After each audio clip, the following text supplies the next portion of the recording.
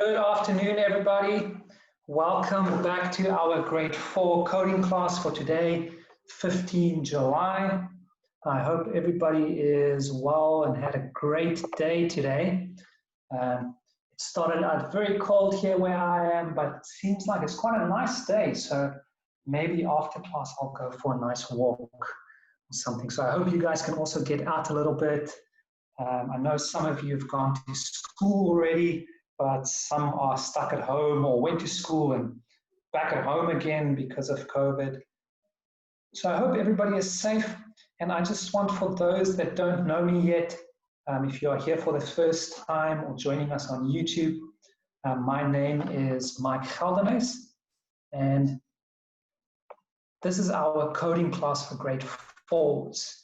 So yes, we have load shedding here where I am as well. That's why I quickly had to change some settings on my side so that if the power goes off, that it won't affect my microphone like yesterday. Yesterday we just got started and it cut out and I quickly had to switch over to my computer sound.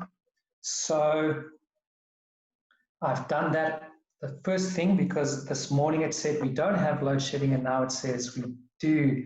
So I think maybe it will go off in a couple of seconds, but everything is charged and I'm ready to help you guys further our journey on code.org and just coding in general.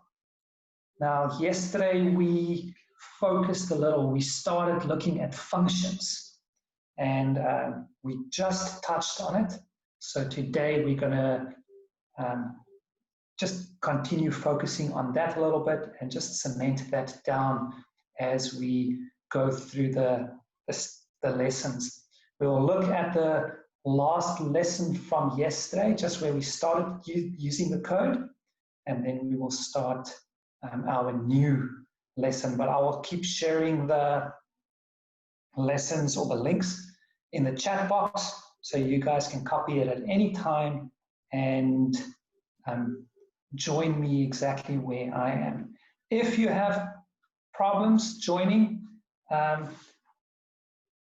what I suggest you do is follow what I do on my, just follow the Zoom and look at what I do, and then right at the end of our lesson I can quickly, after we stop recording, then quickly chat to one or two of you just to see what the problem is and if we can sort that out. Okay, so guys, our topic, like I mentioned, functions, and today it will be functions in Harvester. And depending on how fast we can go through this, there'll definitely be 2 parts to this lesson, maybe even 3. So I also don't want to go too fast because we always have new students joining us, and if we go too fast, then maybe we'll lose a couple of them. So for those of you that's been with me from the start, I know some of you work out in front. By all means, go right ahead and play around, see what each block does. And then for those of you that are new, you can just follow along where I am. And then the others, I know sometimes they get stuck a little bit and then they wait for us. So thank you for your patience, and then let's get going. So firstly, what are our objectives for today? Our objectives are firstly to recognize when a function could help to simplify a program, and then and then to use predetermined functions to complete commonly repeated tasks. Okay, so the difference between a function and a loop is where we just take an action or a series of actions and repeat them a certain number of times. A function, we can actually put an entire code into a function and just give it a name, and then use that function to perform actions that we are going to use over and over. And I see I have a question from Taryn in the chat box. Are we going to have assessments with coding? No, there won't really be an assessment as such. The thing that we will do is we will choose a couple of puzzles that we have looked at, and then you guys will just have to try and solve it by using the code that we give you. So it's almost like the homework I give you every day.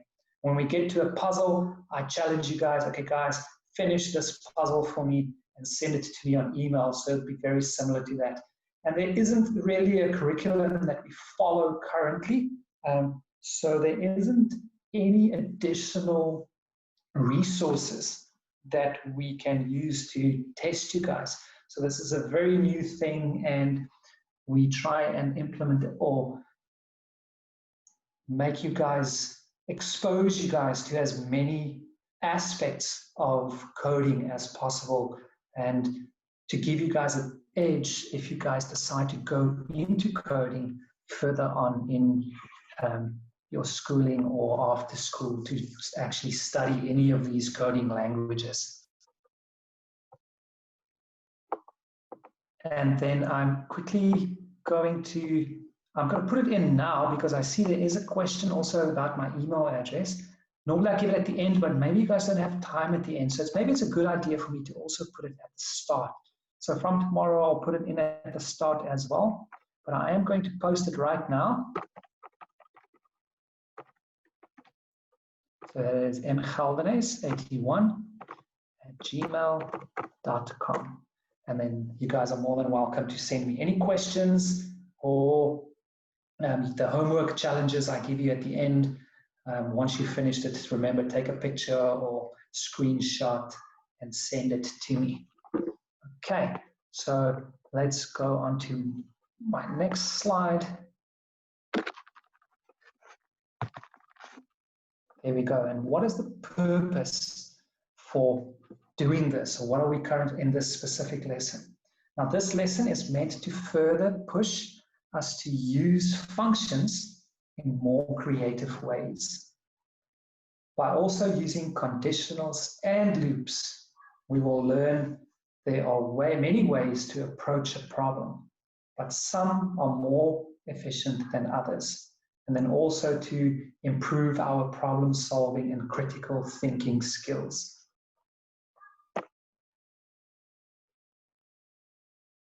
Okay, some of the vocabulary we're looking at today: conditionals. Now this one we've had a couple of times before, or a conditional, that is just a statement that a program checks to see if it is true or false. Okay, if true, an action is taken, otherwise the action is ignored. So you can think about it this way: if your mom tells you to do the dishes, you will keep doing the dishes until there are no more dishes to do, and then you'll stop. Okay, so that is a condition. You have to wash dishes for as long as there are dishes to wash. If they're finished, then you will stop. Or if you do homework, the condition is once your homework is done, you can play. So you will keep checking, do I have homework? Do I have homework? And then once you don't, you can move on to something else. A loop. You guys answered all the questions, the little quiz I gave you yesterday or the day before so well, so I don't even think you guys have a problem with this. A loop, the action of doing something over and over again. For example, if you go into your room or into a classroom and you have to move all the tables in a row, and you have 20 tables that you have to put in a line. So you will perform the first action, get a table and put it down. Then you'll just repeat that 20 times. Get the next table, put it down. Get the next table, put it down. So that is a loop, doing the action over and over again. And then the new one that we only touched on yesterday, it's a function. Now, a function is a piece of code that you can easily recall over and over again. Now, a function can contain loops, conditions, all those things, because if there's an action we have to do and action takes more than one step, you can actually write a function for that and include the code into that function. So every time you need to do that specific code, you will only use one block.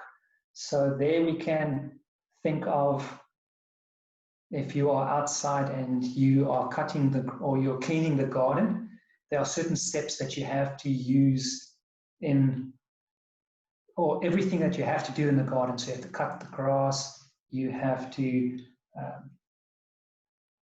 trim the trees, you have to pull out all the weeds. Now, that could be quite a long code in itself, just cleaning the garden. And if you think about it over a week period, you're going to use the cleaning garden function every weekend.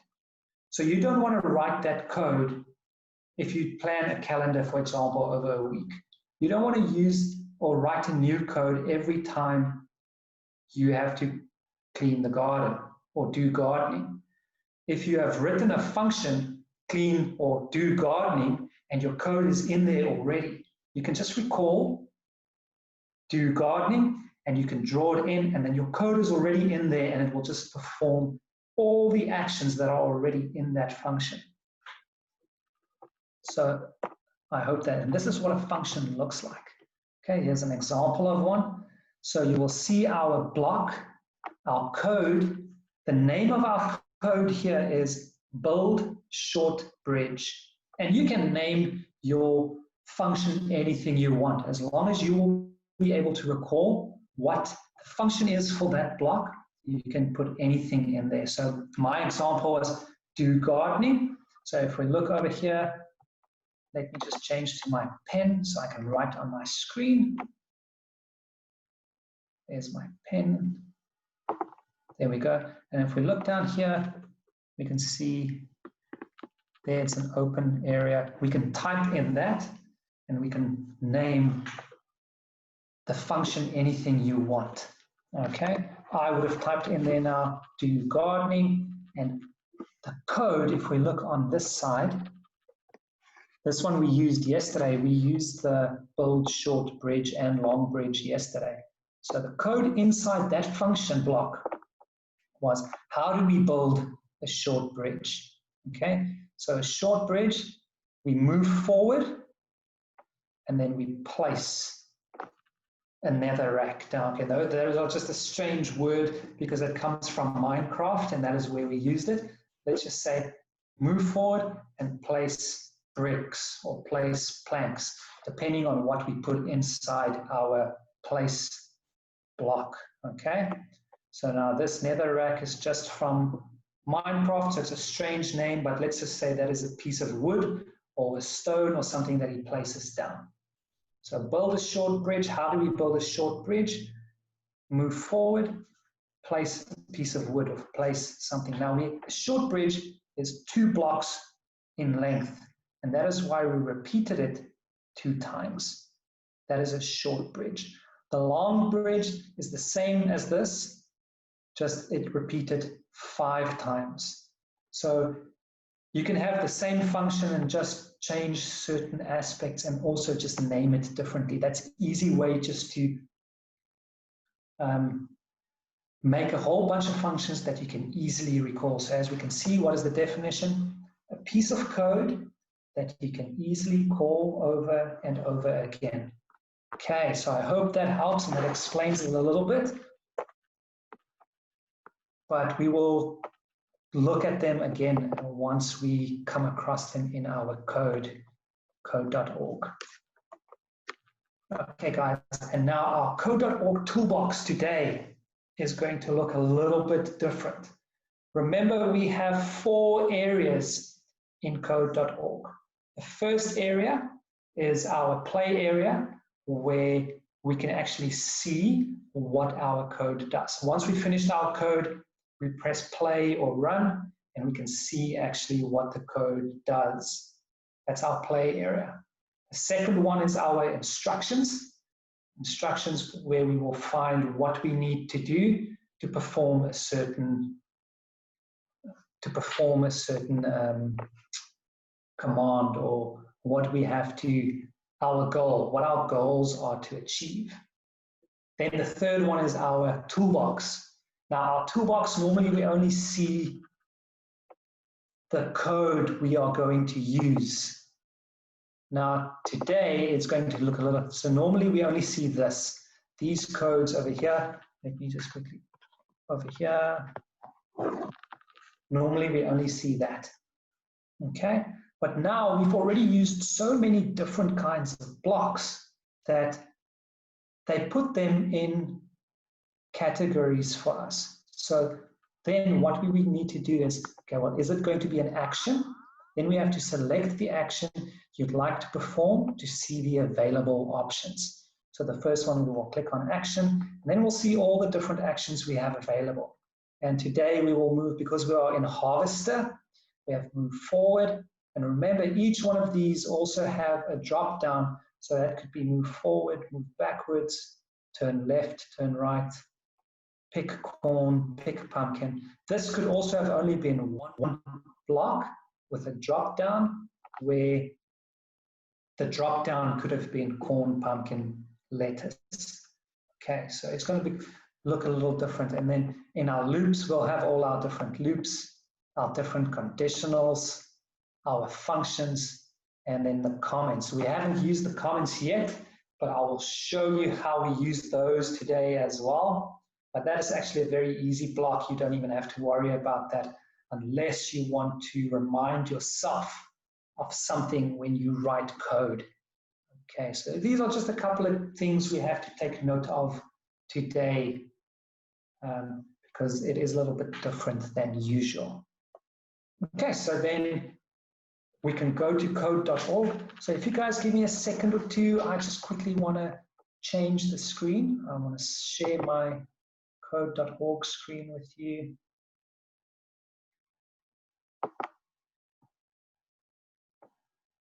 And then I'll copy the link and post that for you as well. We finished this one. And then this was the homework challenge. Ooh, guys, I never got any homework challenges from anybody today. I was so sad when I checked my email and I didn't receive anything. Let's copy, chat. There we go, guys. There's the link. And then remember, once you are in, just let me know, sir, I'm here, or in, just so that I can. There we go. Dante is in already. I'm going to give you guys a few seconds just to get in there.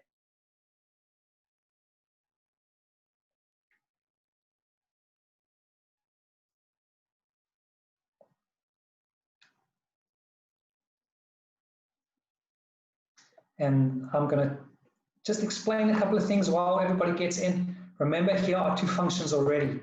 Here are two written functions that they have given us. And we have the function, the short bridge, and the long bridge. And here you can see it's the same thing. The one is just repeated 2 times, and the other one is repeated 5 times.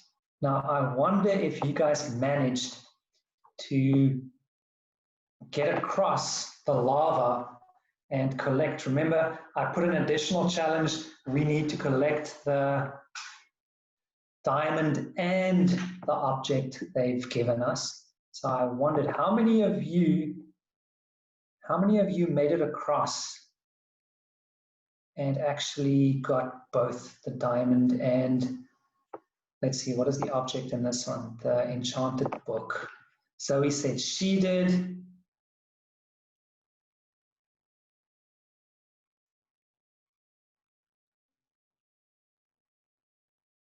Taryn said, unfortunately, she couldn't, but we're going to check it now and we're going to just go through it together, because that is why we are here, to help each other. But she tried. That's always a good thing, Taryn. As long as we try, that is all I can ask of you guys. And I always say, you know what, we learn from our mistakes and we learn from practicing. Okay, so guys, for me, or let me get some ideas from you. For me, the easiest thing was if we want to avoid, because let's look at the instruction. Okay, first let's quickly look. Here's our area 1, our play area. Area 2, our instructions, our toolbox, area 3, and then I never mentioned area 4, which is our workspace, where we build our code. And for me, when I looked at this puzzle and I read through the instructions, it said, look at the functions below. How can you use them to avoid the gnats and help Steve make it safely to the enchanted book? And for me, the easiest, instead of trying to build books around, was just to move the agent to where Steve is standing and building a straight line all the way to the book without worrying about these guys coming anywhere near Steve, because we can see that this line over here is clear. So I'm going to show you what I did. I took my agent, and remember the agent is the little white guy, the robot. He is, and the little blue guy is Steve. We move Steve with the arrows left, right, up, and down, but we have to write code for the agent. Now, the agent can hover above water and lava, so we need him to go first. Okay, so because look, if we run, there isn't any code, and then if we move Steve, he can't go anywhere. Okay, so let's reset. Luckily, he doesn't fall into the lava. So what I did, I turned my agent, because look, he is facing up. I turned him right to the right. Then I moved forward, and I turned to the left. So if I run that, you will see he is now standing where Steve is, and he is facing up. Let's reset. And then all I did is I recalled a function, and I built a long bridge.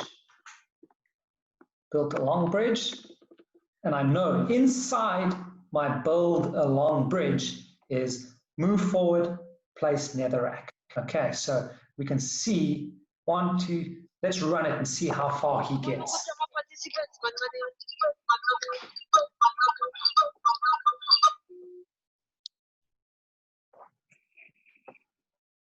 Oops, that is a short bridge. I needed to change that to a long bridge.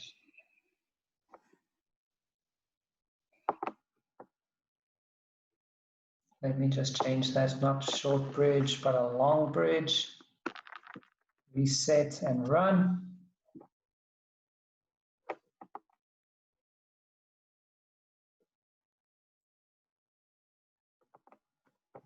Okay, so I get all the way to that point with only placing one build long bridge. Okay, so all I need to do now is just move forward once, and then I place one of these netherracks down, and then my code would be, or my bridge would be finished all the way right to the end. But remember, I don't want to just get the enchanted book. I also want the diamond. So I will need one extra block over here if I want to collect the diamond as well. So what do I need to do with my agent? I need him to move one more space. We move forward, and then I will need him to turn right, move forward 2 spaces. So here I can move forward 2 spaces, 1, 2, and then place one more netherrack. And then let's see if that completes the entire code. Let's run.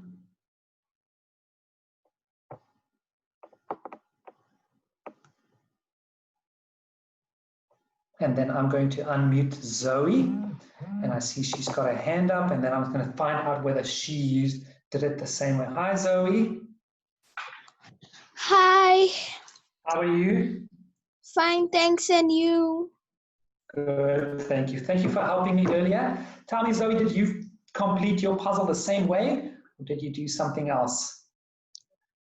I did something different. You did something different. So you didn't turn your agent first, you made him build a short bridge first, right? Yes. Okay, so, and guys, remember, because we had to avoid these guys, so you could also have moved all the way to the side here, break down the blocks, because if you look in our toolbox, we have destroy blocks as well. So you could have destroyed something as well. You could have gone straight forward, destroy, and then move on. Is that what you did, Zoe? No. Okay. I said Yes, build short bridge, destroy block, move forward, build long bridge, turn right, move forward. Okay, yes. Okay, guys, what I'm going to do, and then you just place this one block over here to get the diamond, right? Yes. Okay, thank you, Zoe. So we're quickly going to look at Zoe's code. Well, I think maybe let's move on because otherwise we might not have time. But what Zoe did, if you follow my mouse, she built a short, thank you, Zoe. You're welcome. Zoe built a short bridge, which is 2 blocks over here. Then she destroyed this block. Then she built a long bridge, which is 1, 2, 3, 4, 5. And then she moved over here to collect. So let's just move Steve. We can go and collect our diamond. There we go. And collect our book. And then we have finished the puzzle. Okay, so let's move on to today's lesson. Functions in Harvester. Here was just a free play. You could just walk around, practice what you could do. You could build your own functions, type in what you want your function to be, as I explained in my slides. So let's say make a garden,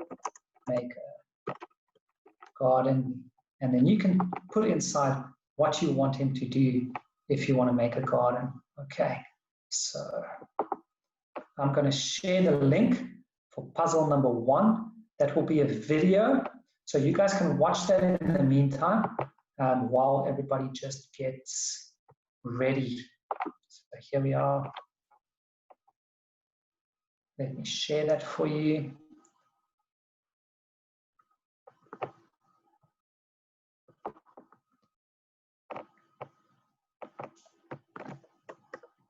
There we go. Okay, you guys can watch the video. It just gives you a little background of about what we are going to do, but for YouTube reasons, we don't play the videos while we teach. So I'm just going to skip that.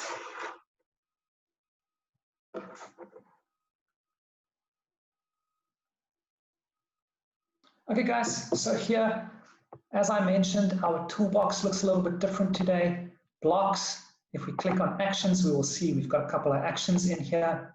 Loops, here we have our repeat until loop, our while loop, and our while path ahead loop. Okay, while there is corn, while there are pumpkins, while there is lettuce, we can check all of our loops. Conditionals, if path ahead, or if path turn to the left, turn to the right, there will be a whole arrangement of possibilities, and everybody that's going to code might do something different. Okay, so we can use a if path ahead, move forward. If there is corn, we will see as we go through Harvester, there will be a whole bunch, repeat until there are pumpkins. While there is corn, while path ahead. So and here's our if else block as well. And under functions, do something. Now we can code our own function. Okay, and then comments. Now comments, we've seen them. If you look carefully, you would have seen that the comment block has been available, but the comment block doesn't do anything to your code. It doesn't do anything to your code. All it does is if you put, let's see in our workspace we have one block of 4. If I put this here, it doesn't do anything. So if you start learning coding and you write very long code, sometimes you just want to remind yourself of what a specific piece of code does without running the code so that you don't have to go back and check to see what it does. Then you can leave a little note for yourself. You can just say,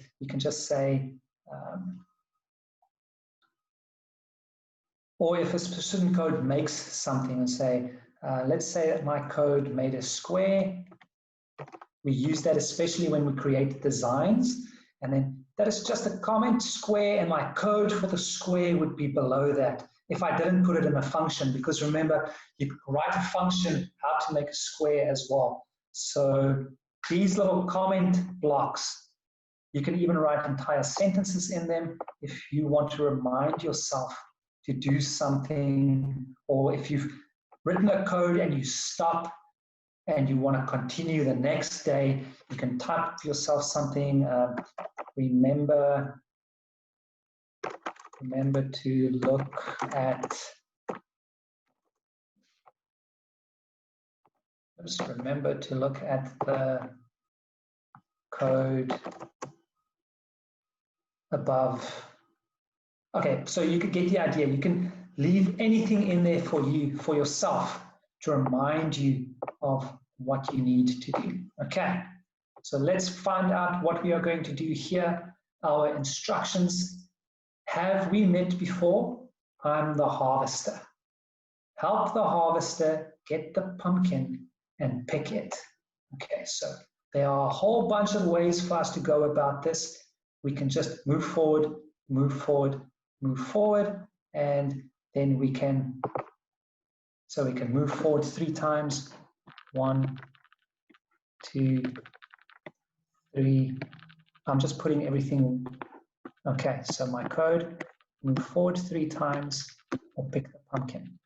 Or we could have used a loop, repeat until there is a pumpkin. What do we repeat until there is a pumpkin? We will move forward until there is a pumpkin. What do we do then? Oops, not pick corn, actions, pick pumpkin.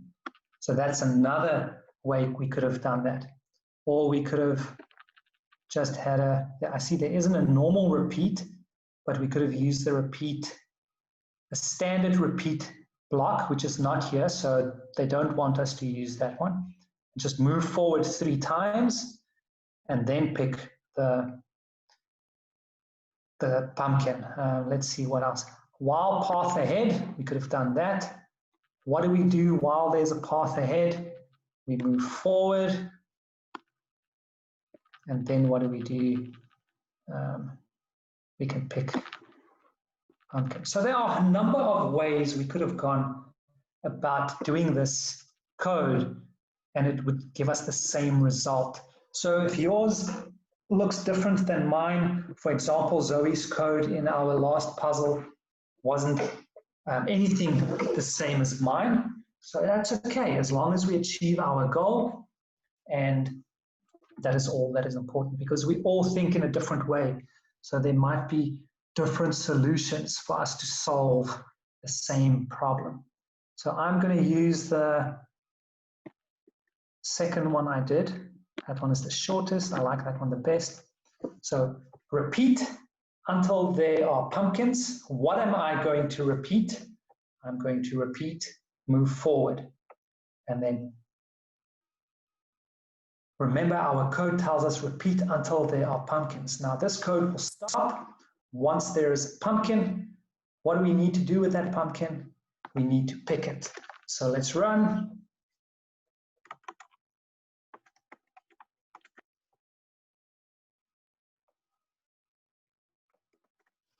And look at that, that's our code, it works out, and then we can move to puzzle number 3.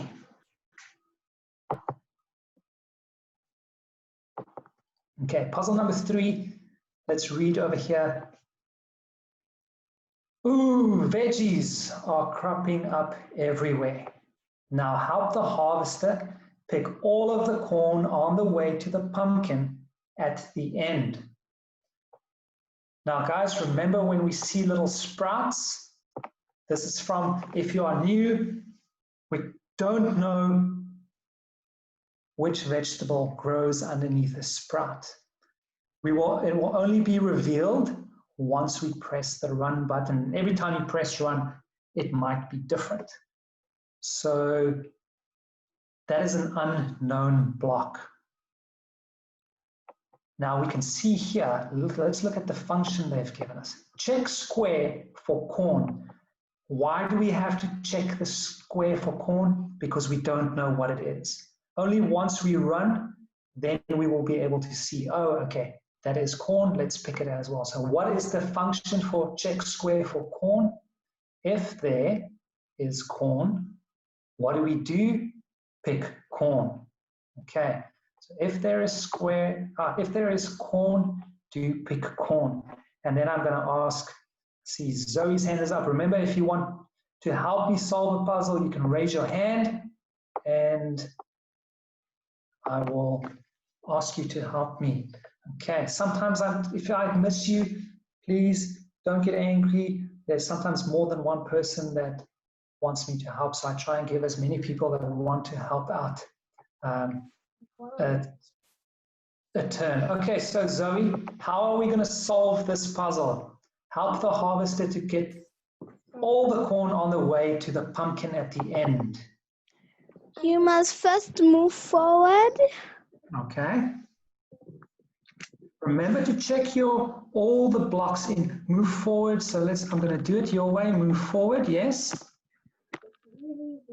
And then you must check for the corn. You must okay, check so for the if corn block.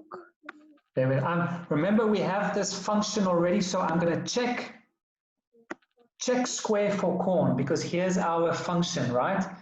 The function for check square for corn is if there is corn, do pick corn. So I'm just going to put that 1 in here. Check square for corn, and then?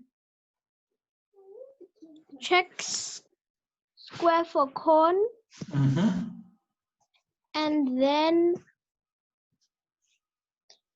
And then move forward. Okay, now remember it's all the same, right? So we've got 1, 2, 3, 4 squares. So what will we do if it is the same thing that we're doing over and over again? You must go to loops and say, if there is pumpkin.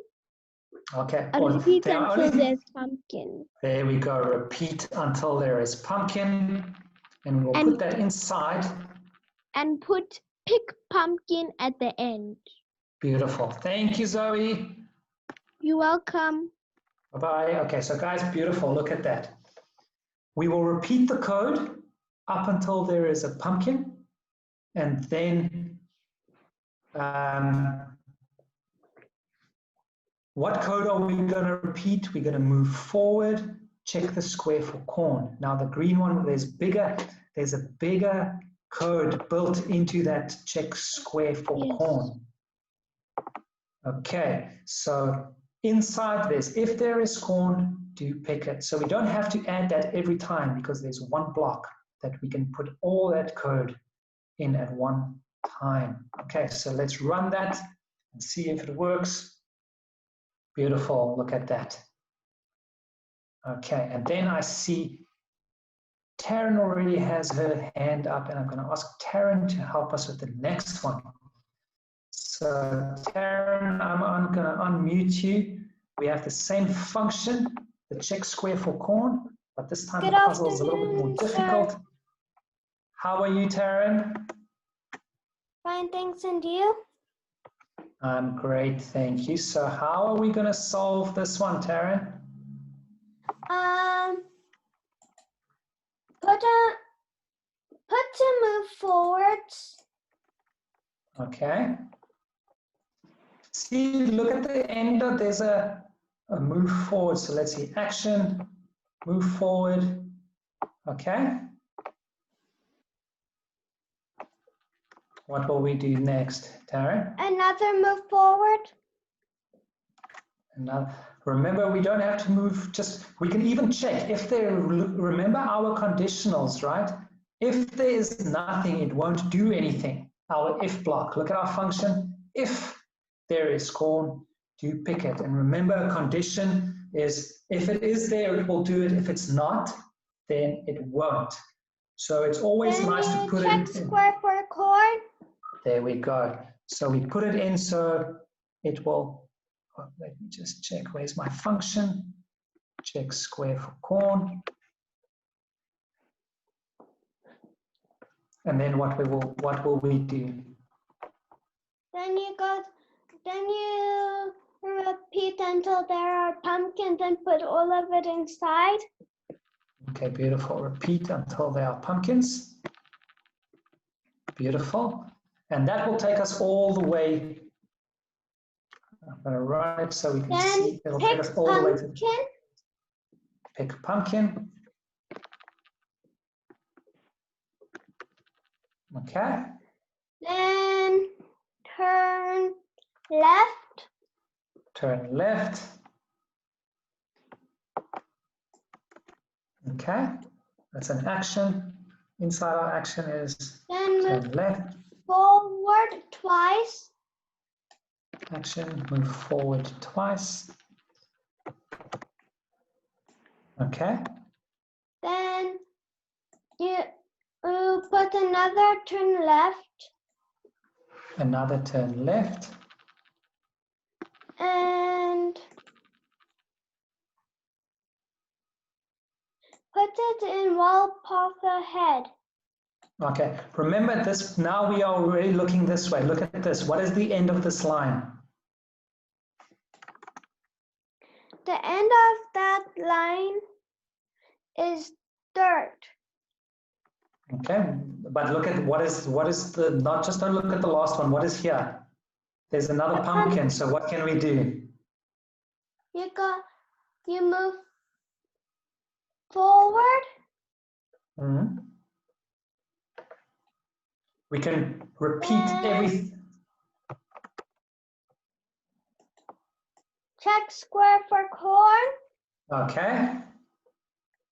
And move forward and check the second move forward and check square for corn and repeat until pumpkins. There we go. Beautiful. And then Thank pick you. pumpkin. And then we need to pick the pumpkin. Thank you, Taryn. Wonderful job. Okay, let me quickly do that and then I will run. So let me quickly pick pumpkin, add it at the bottom of our code, and then let's run her code. And then I see we've already run out of time today. So let's run this puzzle quickly. Let's reset, run, and see what happens. There we go. Pick the pumpkin, turn left. Wow, beautiful. Look at that. All the way to the end. Well done, guys. So I hope you guys see how beneficial it is to use our functions. Because just imagine how long our code would have been. Now, we've only used two check square for corn blocks, okay? And in that, we've got so our code would have already been much longer if we didn't write our functions. So functions can be beneficial to keep your code manageable and to keep it nice and neat. So tomorrow we will continue. The puzzles will get a little bit more difficult and we'll be able to use some more functions. So I want to invite everybody, come back tomorrow and we will continue with our second lesson in Harvester, functions in Harvester. I also want to encourage you guys, keep practicing. Even if we do the same puzzle 2 or 3 times, trying out different solutions, that is a great way of seeing, maybe you pick up a different way of thinking about something to help you with your coding. So guys, I want to invite you guys back tomorrow, same time, same place. Remember, I'm not going to give you guys homework today, so don't worry about that. If you want to send me any of your old assignments still, you're more than welcome to do that. But then I'm going to say goodbye. Have a wonderful afternoon, guys. Cheerio.